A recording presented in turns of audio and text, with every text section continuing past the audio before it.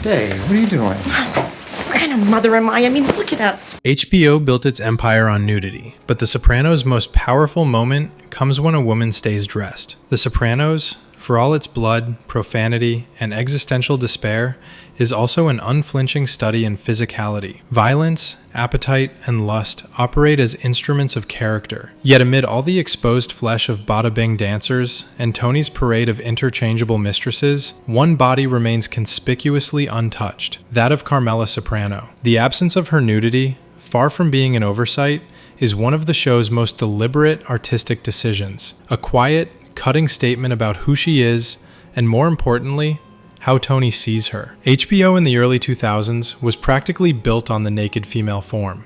The Sopranos, Sex and the City, Oz, and later Game of Thrones all traded in a peculiar form of premium realism, the kind that requires actresses to disrobe for authenticity's sake. Every attractive woman on The Sopranos seems to appear nude at some point, except the ones who matter. Carmela, Melfi, Adriana, Meadow, even Ginny Sacramone, all escape the lens's full exposure. Instead, the show reserves its nudity for the nameless women of the Bada Bing, a blur of silicone and stage lighting, gyrating in the background while Tony Soprano ruminates about betrayal and business. The show's realism, it seems, required only the realism of other people's women. Carmela, played with chilling precision by Edie Falco, is entirely absent from that visual vocabulary of flesh. The only time the camera even brushes against her nakedness is after she sleeps with Robert Wegler, the first man besides Tony to truly see her as a woman rather than a function. The scene is dimly lit, her body barely glimpsed, but its significance burns through. This is not the kind of nudity HBO was famous for. It is revelation masquerading as exposure. For once, Carmela's body exists for her, not as an accessory to her husband's dominance. Contrast that with Tony. Despite his endless affairs, he remains comically shielded, always in his tank top, half-dressed but never vulnerable. His physicality is about power, not intimacy. Tony doesn't make love, he conquers. He reclines, smokes, receives. His sex scenes are acts of consumption, not connection. The undershirt, like his armor of authority, never comes off. Even in bed, he insists on control. His lovers undress, he does not. The show's handling of Carmela's sexuality, then, isn't prudish, it's diagnostic. Within the framework of the Madonna whore complex, she inhabits the former entirely. To Tony, she's the mother of his children, the moral veneer over his moral rot. She is the fortress of suburban virtue that allows him to be monstrous everywhere else. Tony can only desire women he doesn't respect, and he can only respect women he doesn't desire. Hence, Carmela is kept clothed, figuratively and literally, even in her marriage bed. Their sex life is portrayed as dutiful, mechanical, and spiritually hollow, a Catholic obligation performed under fluorescent domestic lighting. If Carmela ever had an orgasm, it was likely a liturgical accident. Tony's affection is expressed in money, and Carmela's in tolerance. Their transactions, jewelry, vacations, fur coats, are the true acts of intimacy in that house. One of the show's most telling moments is the fur coat scene. Carmela,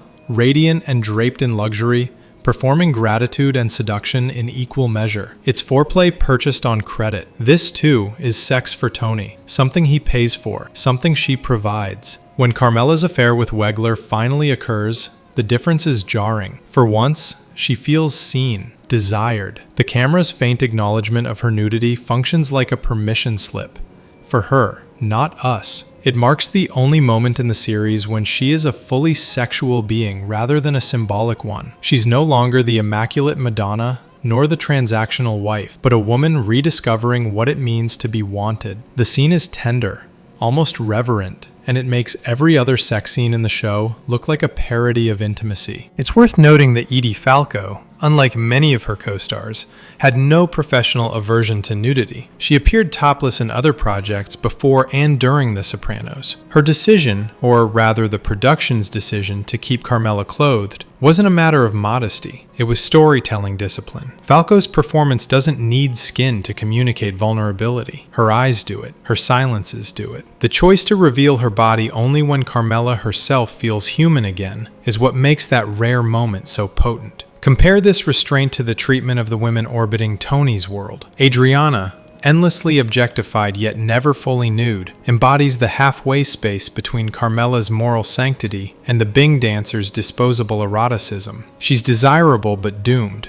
a woman who mistakes proximity to power for safety. Even Melfi's single topless moment, a dream sequence no less, is a trick of perspective, not a striptease. The camera grants her the illusion of vulnerability, only to remind us it's a fantasy. The irony, of course, is that the show is littered with leering commentary, both from within and about it. There's a certain kind of viewer who still wonders why Carmela never got naked, as if her unclothed body were a missing plot point. To that crowd, one might suggest a rewatch with the sound on. The Sopranos never needed Carmela's breasts to make its point. It needed her repression, her moral bargaining, her quiet fury at being both wife and widow to a living man. The show's true eroticism lies not in bodies, but in contradictions. If anything, the lack of nudity among the principal women is what gives the series its sophistication. The men's desire is always visual and shallow, the women's hidden and psychological. For Tony, sex is an act of ownership. For Carmela, it's an act of reclamation. The show's male gaze is constantly undermined by the female interiority it can't fully comprehend. Even the jokes, those endless, crude asides about Ginny Sacrimoni's weight or Adriana's flawless body, serve to expose the pettiness of the men uttering them. They can't stop reducing women to their measurements, even as the narrative keeps elevating them beyond flesh. Ginny,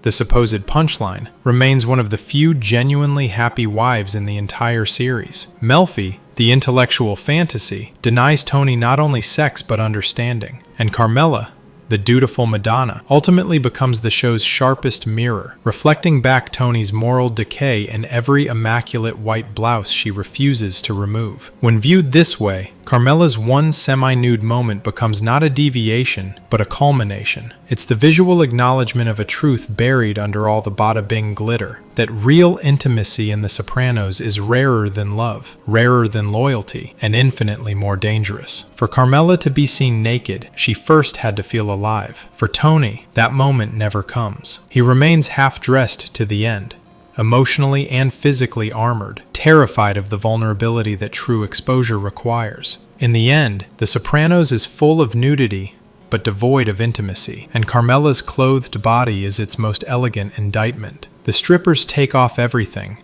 yet reveal nothing. Carmela takes off nothing, yet reveals the entire anatomy of her marriage. HBO could have stripped her bare 100 times. Instead, the show did something far more daring. It made her dignity the most erotic thing on television. Carmela never undressed for the camera. The writing did it for her. Subscribe for more dissections.